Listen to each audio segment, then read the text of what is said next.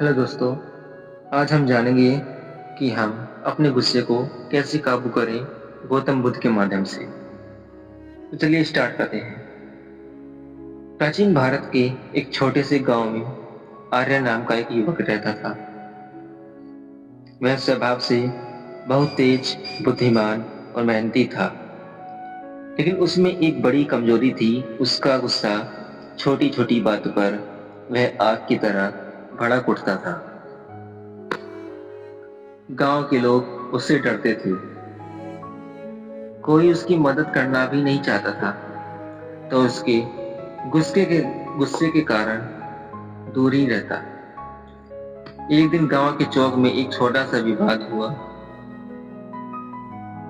बस बात इतनी थी कि एक दुकानदार ने गलती से आर्यन को कम सामान दे दिया, लेकिन आर्यन का गुस्सा फूट पड़ा।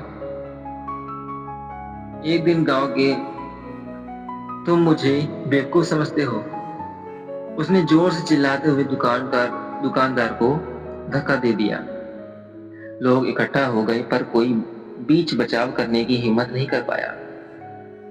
उस दिन के बाद गांव में उसकी छवि और भी खराब हो गई। उस रात आर्यन सो नहीं पाया, उसे अंदर से कुछ खटक रहा था। उसकी माँ ने धीरे से कहा, बेटा, गुस्सा आग की तरह होता है, पहले वह दूसरों को जलाता है, फिर खुद को। आर्य ने झुंझलकर जवाब दिया, अगर लोग गलत न करें तो मुझे गुस्सा ही क्यों आए। माँ ने शांत स्वर में कहा, गलती दूसरों की हो सकती है, लेकिन गुस्सा तुम्हारा है। ये बात आर्यन के दिल में कहीं गहराई तक उतर गई। कुछ दिनों बाद उसे पता चला कि पास के जंगल में गौतम बुद्ध अपने शिष्यों के साथ ठहरे हुए। लोग कहते हैं कि उनके पास हर समस्या का हल है और उनका चेहरा हमेशा शांत रहता है। आर्य ने सोचा, अगर कोई मेरे गुस्से को शांत कर सकता है तो वो यही व्यक्ति है। अगले ही दिन वह जंगल की ओर निकल पड़ा। जंगल में एक विशाल वृक्ष से नीचे बुद्ध ध्यान में बैठे थे। उनके चारों ओर शांति थी, जैसे समय भी थम गया हो। आर्यन वहां पहुंचा, लेकिन उसके मन में अभी भी बेचैनी थी। उसने जोर से कहा, मुझे गुस्सा बहुत आता है, क्या आप इसे खत्म कर सकते हैं। बुद्ध ने कहा, धीरे धीरे आंखें खोली और मुस्कुराए। उन्होंने कहा, तुम्हारा गुस्सा कहाँ है। आर्यन चौंक गया। क्या मतलब? गुस्सा तो मेरे अंदर है, बुद्ध ने कहा, शांत स्वर में कहा, अगर वह तुम्हारे अंदर है तो उसे अभी दिखाओ। आर्यन निरंतर हो गया। बुद्ध बोले, जो चीज तुम अभी दिखा नहीं सकते वह स्थायी नहीं है। गुस्सा आता है और चला जाता है, तो फिर तुम क्यों उसे अपनी पहचान बना लेते हो। आर्यन के मन में जैसे हलचल मच गई। उसने पहली बार सोचा, क्या सच में गुस्सा नहीं बल्कि गुस्सा सिर्फ एक भाव है। बुद्ध ने उसे पास बैठने को कहा और एक कटोरे में पानी भरकर सामने रखा। उसने कहा, इस पानी में एक मुट्ठी नमक डालो। आर्यन ने ऐसा ही किया। अब इसे पियो। आर्यन ने घूंट लिया और तुरंत थूक दिया, बहुत कड़वा है। फिर बुद्ध उसे पास की नदी के किनारे ले गए और बोले, अब इस नमक को नदी में डालो। उसने नमक डाल दिया, अब नदी का पानी पियो।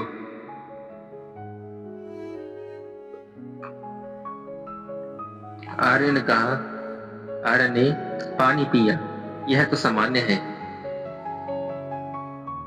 बुद्ध मुस्कुराए, नमक वही था,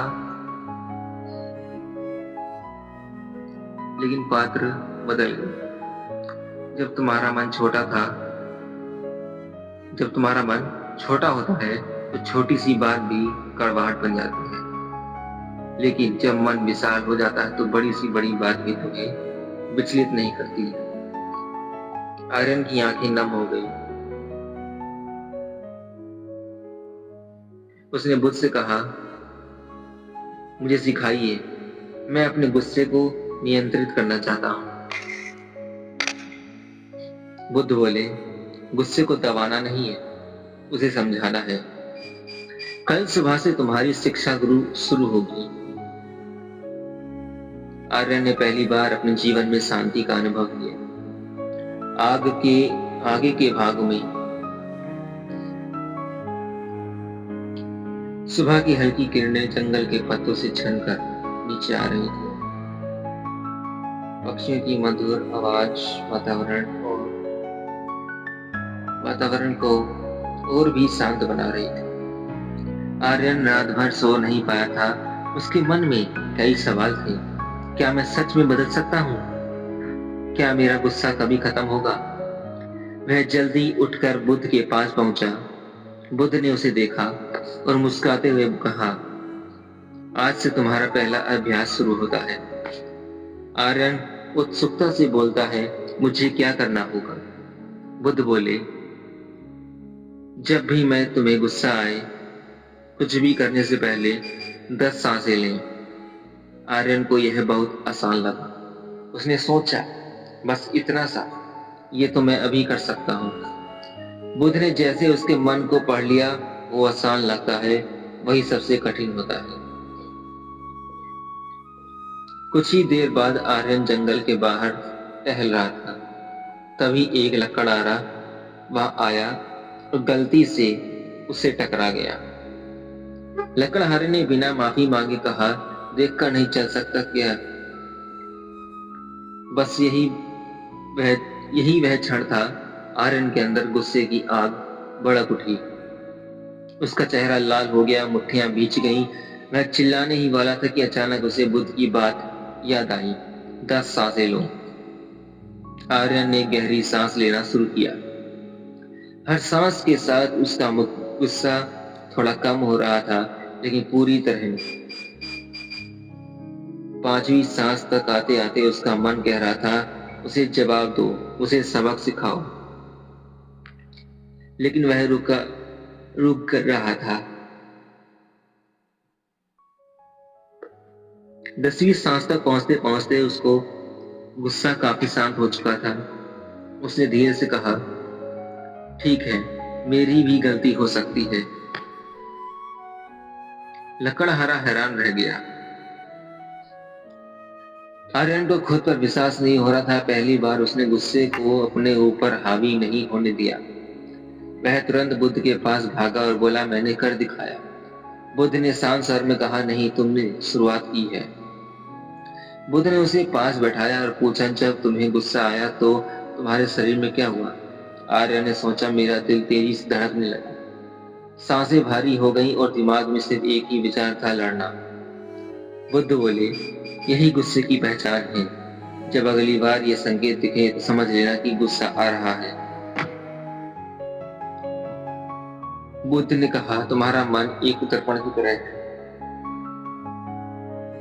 जब गुस्सा आता है तो यह दर्पण धुंधला हो जाता है और तुम सही गलत नहीं देख पाते। आर्यन ध्यान से सुन रहा था, लेकिन जब तुम झुकते हो, सांस लेते हो और यह दर्पण फिर से साफ हो जाता है। दोपहर के समय कुछ गांव के लोग जंगल में आए। उनमें से एक व्यक्ति वही था जिससे आर्यन का पुराना झगड़ा हुआ था। जैसे ही उसने आर्यन को देखा, वह हंसते हुए बोला, अरे, ये वही गुस्से लड़का है, अब साधु बनने आया है। बाकी लोग भी हंसने लगे। यह सुनते ही आर्यन के अंदर फिर से गुस्से की लहर उठी, इस बार पहले से भी ज्यादा तेज। उसका मन चिल्ला रहा था, तो इन्हें जवाब दो, ये तुम्हारी बेइज्जती कर रहे हैं। उसकी आंखों में गुस्सा साफ दिखाई दे रहा था। आर्यन ने कोशिश की, उसने सांस लेना शुरू किया, लेकिन इस बार यह आसान नहीं था। लोगों की हंसी, उनके शब्द सब उसके दिमाग में ही गूंज रहे थे, लेकिन गुस्सा कम नहीं हो रहा था। दूर बैठे बुद्ध यह सब देख रहे थे। उन्होंने कुछ नहीं कहा, क्योंकि यह आर्यन की असली परीक्षा थी। 10वीं सांस पर पहुंचते पहुंचते आर्यन ने अपनी आंखें बंद कर ली और अचानक उसे बुद्ध की एक बात याद आई, उसका गुस्सा तुम्हारी पहचान नहीं।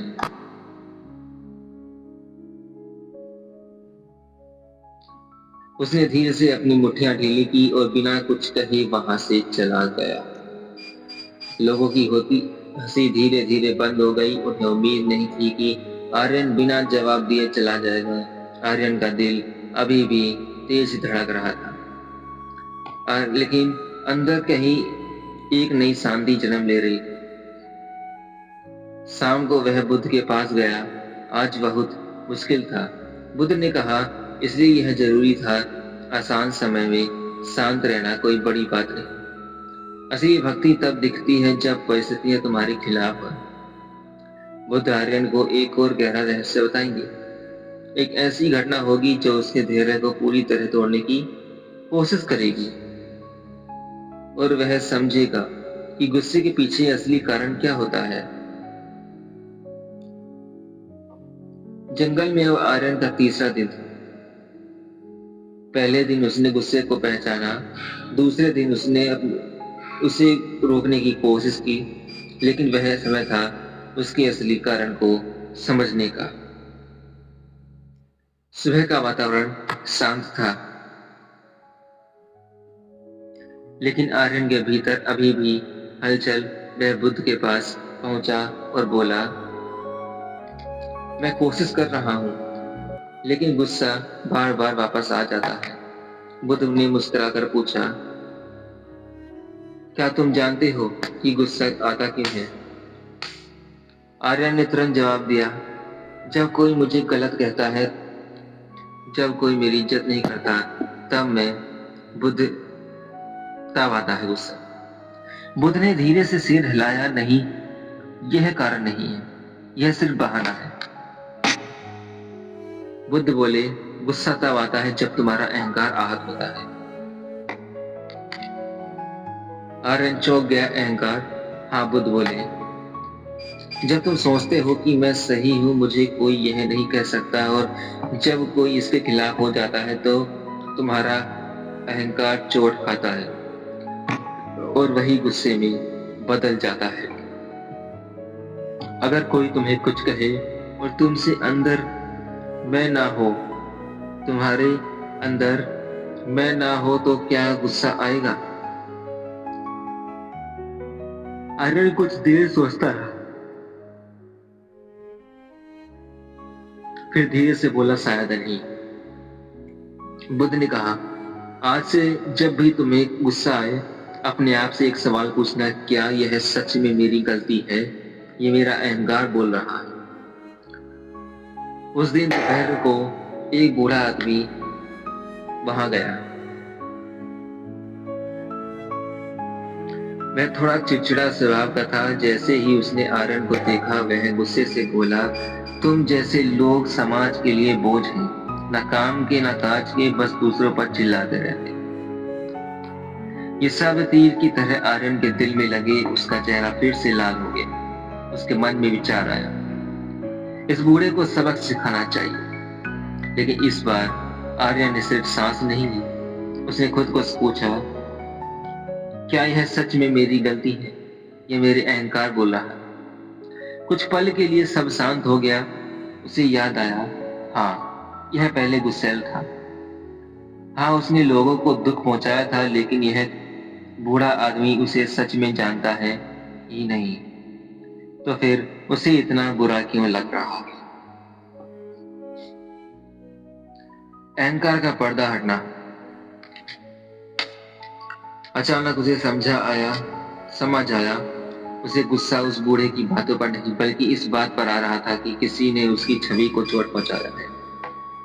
इस बार आर्यन ने गहरी सांस ली और शांत स्वर में कहा, आप सही हो सकते हैं, मैं ऐसा नहीं था, पहले ऐसा ही था, लेकिन मैं बदलने की कोशिश कर रहा हूं।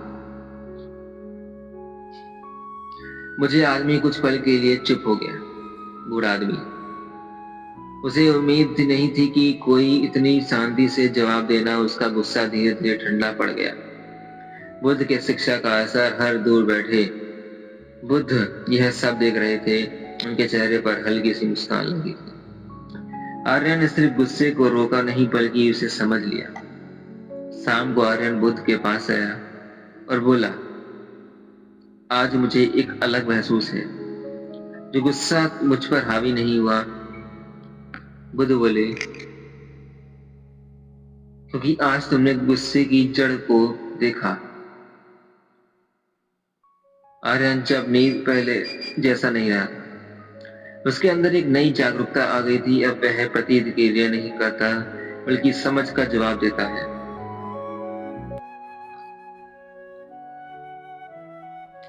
जब आर्यन के भीतर काफी बदलाव हो चुका था, वह गुस्से को पहचानना सीख गया था। उसे रोकना भी सीख रहा था और अब वह उसके कारण वो भी समझने लगा। लेकिन बुद्ध जानते हैं असली परीक्षा अभी बाकी है। सुबह बुद्ध ने आर्यन से कहा, आज तुम अपने गांव वापस जाओ। आर्यन चौंक गया। वापस? लेकिन मेरी शिक्षा? बुद्ध मुस्कुराए, जीना संगल में नहीं जीवन में होता है। कई दिन बाद आर्यन अपने गांव लौटा। वही रास्ते, वही लोग।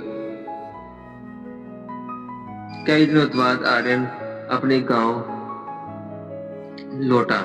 वही रास्ते, वही लोग।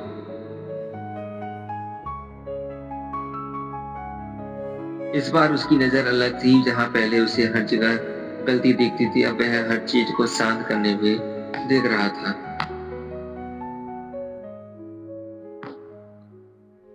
जैसे ही वह अपने घर पहुंचा, उसने देखा उसका बचपन का सबसे करीबी दोस्त विक्रम वहां खड़ा था। लेकिन उसके चेहरे पर खुशी नहीं बल्कि गुस्सा था। विक्रम ने उसे देखा था। देखते ही कहा, तू वापस आ कहीं गया। लोगों को दुख देकर अब साधु बनने चला गया। ये शब्द आर्यन के दिल में गहराई तक उतर गए। विक्रम सिर्फ कोई आम इंसान नहीं, वह सबसे करीबी दोस्त है जिसे साथ उसने बचपन बिताया था।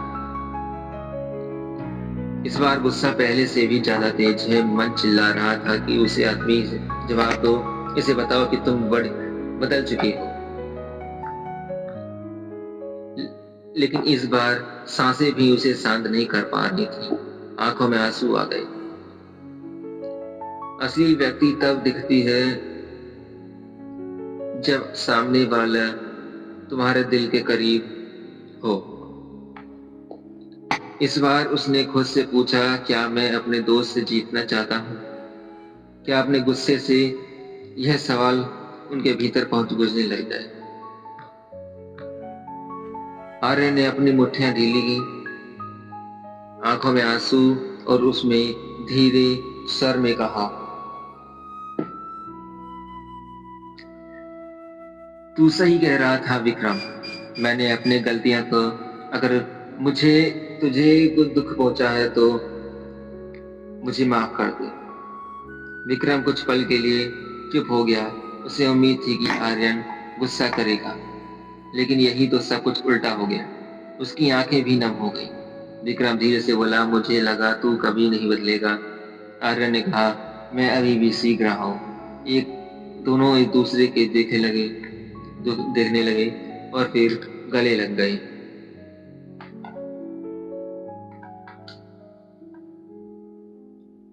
उस पल आर्यन को समझ आया, क्षमा गुस्से से नहीं ज्यादा शक्तिशाली होती है। जहां गुस्सा रिश्ते जोड़ता है, वहीं क्षमा उन्हें जोड़ती है।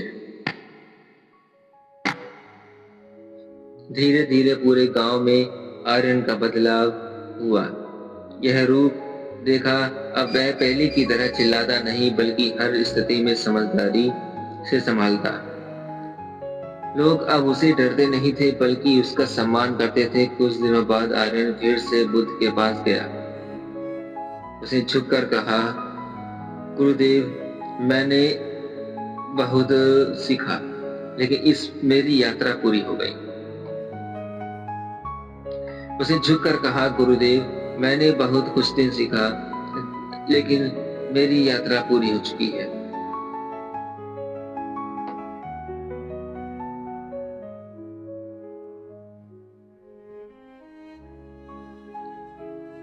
अगर आर्यन का पहले ऐसा नहीं रहता, उसके भीतर शांति का एक दीप जल चुका था। लेकिन बुद्ध जानते हैं, जब तक अंतिम संस्कार समझ में ना आए तब तक वह यात्रा अधूरी है। बुद्ध ने एक दीपक जलाया और कहा, बुद्ध बोले, इस दीपक को देखो। आर्यन ध्यान से देखने लगा। बुद्ध बोले, अगर मैं इस पर फूंक मारूं तो यह बुझ जाएगा, लेकिन अगर मैं इसे हवा से बचाऊं तो यह जलता रहेगा। तुम्हारा गुस्सा भी ऐसा ही है। बुद्ध बोले, अगर तुम्हें उसे हवा देते रहोगे, यानी बार बार उसी बात पर सोचने लगोगे, तो वह बढ़ता जाएगा। लेकिन अगर तुम ध्यान और समझ से देखोगे तो बुद्ध ने कहा, अब से मैं जब भी गुस्सा आए तो रोकने की कोशिश करना, बस उसे देखो। उसी समय एक व्यक्ति वहां आया। वह बहुत गुस्से में था। जैसे ही उसने बुद्ध को देखा, वह चिल्लाने लगा, तुम लोगों की गलत रास्ता दिखा रहे हैं। तुम्हारी वजह से लोग काम छोड़कर साधु बन रहे हैं। धन्यवाद।